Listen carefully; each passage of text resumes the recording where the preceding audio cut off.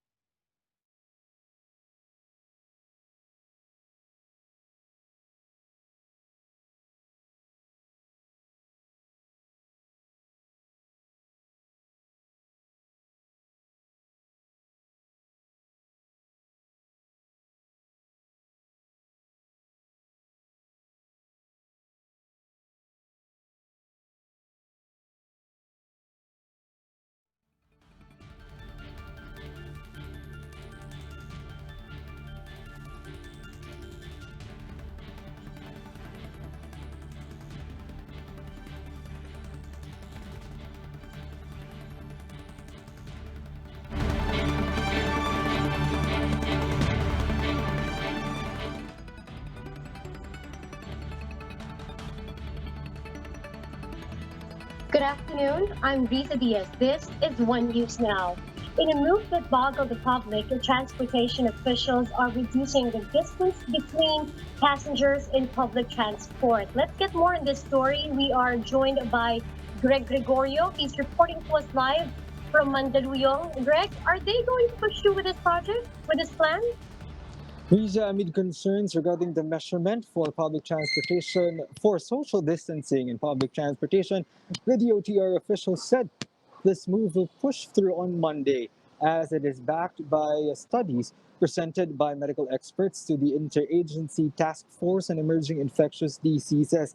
This will also address the issues regarding the need for higher passenger capacity across different types of public transport. By September 14, the 1 meter physical distancing in public transportation will be reduced to 0.75 meters or 2.5 feet.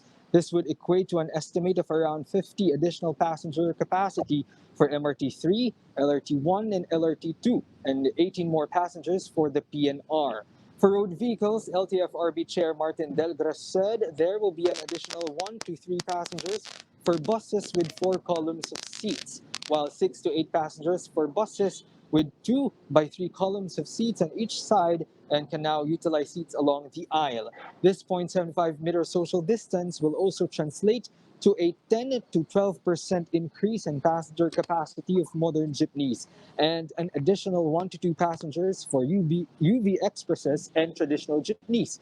For maritime vessels, Marina Administrator Robert M. Pedrad said this will increase the current 50% capacity of passenger vessels to 75%. But this will not affect passenger capacity in the aviation sector.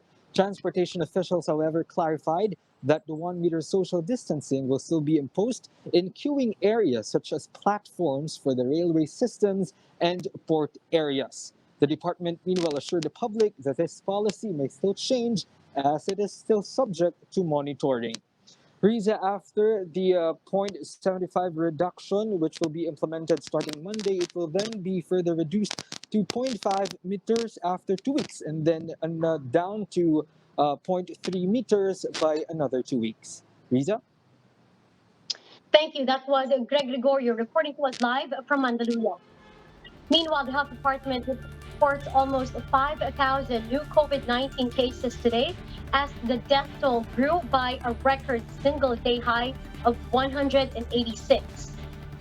Total confirmed infections of the virus in the country now stands at almost 258,000 after 4,953 new patients were recorded today. Now, of these, more than 66,000 are active cases. Meanwhile, over 600 have successfully recovered from the SARS-like disease, bringing the number of total recoveries to 187,116.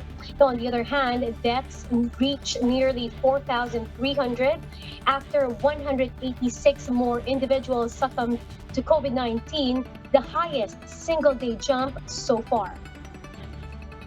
Now, the group of progressive lawmakers in the lower chamber reject the recently signed Bayanihan to Recover as Act or as One Act. Also known as Bayanihan 2, the Makabayan bloc said it will not only extend the bad and calamitous pre-COVID-19 economic policies of Duterte administration, but will also give the president unconstitutional powers to be used for the benefit of his favored local and foreign investors. They also pointed out that the expansion of COVID-19 testing is not prioritized in the Bayanihan 2 law. The measure also failed to address the need to improve healthcare capacity for both COVID and non-COVID patients, the group claims. Now, the Filipino officials are seeking Germany's help regarding dozens of persons of interest linked to the wire card accounting scandal. Now, the Anti-Money Laundering Council and the National Bureau of Investigation shared with Berlin authorities a list of 57 people with possible ties to the issues. Now, two agencies are hoping for more information on the so-called persons of interest.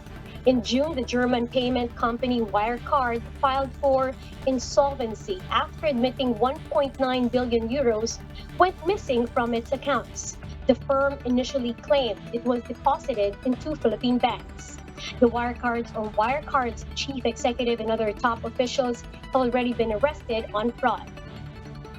Now, for more updates, follow News 5, the Philippine Star, and Business World Online. You may also visit our website, onenews.ph, for more in-depth analysis. Catch One News also on Signal Play app. Register now for a free account at www.signalplay.com and stream One News live anytime, anywhere. I'm Riza Diaz. We are One News.